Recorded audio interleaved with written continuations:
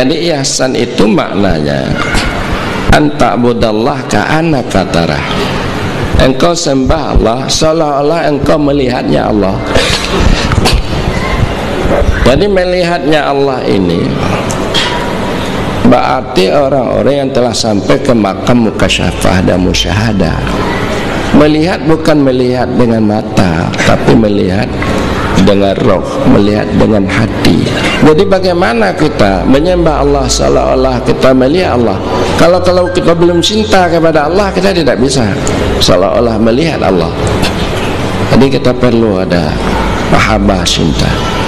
Seperti saya cinta sekali kepada Sepolan di Jawa, seolah-olah saya melihatnya. Jadi oleh karena itu musyahadah ini, mukasyafah ini setelah mahabbah, cinta.